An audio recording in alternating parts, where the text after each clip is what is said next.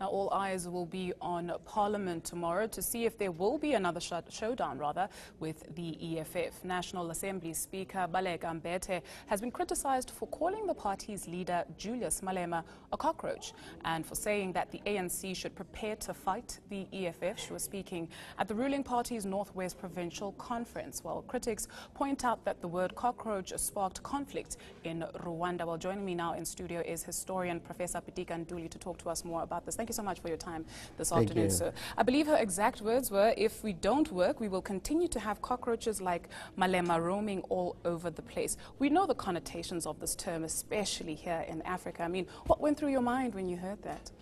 I think the issue of the mass genocide of 800,000 Tutsi and moderate, Hutus, shocked actually the world. It became one of the biggest embarrassments. And immediately a word cockroach is actually being used by anybody in any kind of a context. You cannot escape the connotations, of it. Yet at the same time is that whatever pressures that you have, as a leader, you are duty bound, by the principles of your organization and by your own basic actually to maintain that necessary decorum. How can someone wear two senior hats and be expected to not be biased or be expected to be, completely neutral in this instance? I think it's very, very difficult to look at these two things. It's just a very unfortunate issue that the party seems, in a sense, to be shooting itself. It's come out with a very brilliant idea through the Department of Arts and Culture to come out with a cultural, African cultural renaissance involving the whole of Africa and the African people in the diaspora to work out on African solutions to African problems.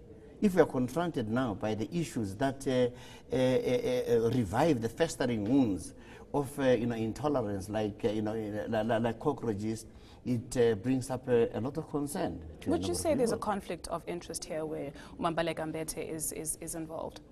I think if he's a member, if he's a national chair of the ANC, and the party deploys it to be up in Parliament, the party expected to behave in a manner that is going to suit the position in which it is.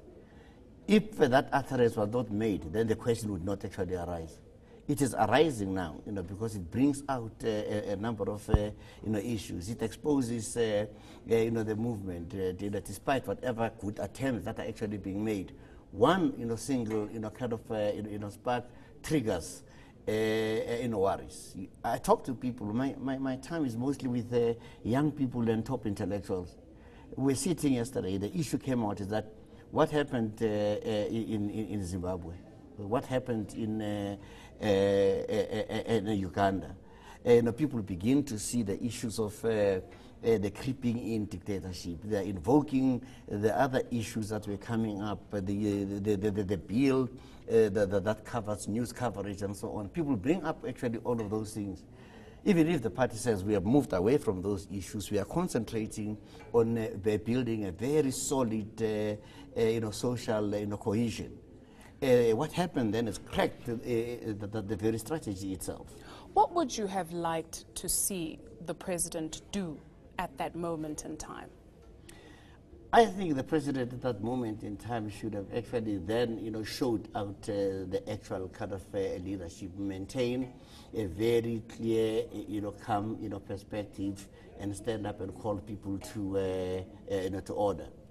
But because the situation was already really what it is, and I suppose he must have felt that if at all he opened his mouth, he's just going to add in more petrol to the raging fire that was already unfolding around him. You touched on leadership. Do you think there's a lack of leadership, and do you think we are in trouble here? Now, I think we've got plenty of very powerful leadership. But the only problem is that when issues like this happen, we clam up. The people who should actually speak out honestly, without fear, to say, here we are absolutely wrong. The ANC recently said, we as the ANC, we have made a very big mistake. We made promises we did not keep. That was a very reassuring thing, that here are people who are saying, we are going the wrong way, we are prepared to, to do that. So leadership means to say, you apologize. And I remember when Mao Zedong committed his big mistakes, he called the Chinese people and apologized. Fidel Castro, when he promised people production more than they could produce, he called up his nation and made that kind of an apology, and that actually consolidated them in a sense as leaders. You can't just keep on and climb out.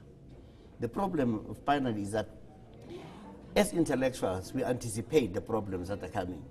You approach top people in government to say, can we meet with you and discuss these issues before they become a problem?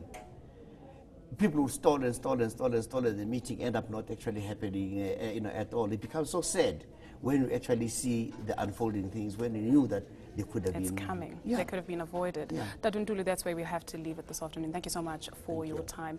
That was historian Professor Pitika Ntuli on the going-ons in Parliament.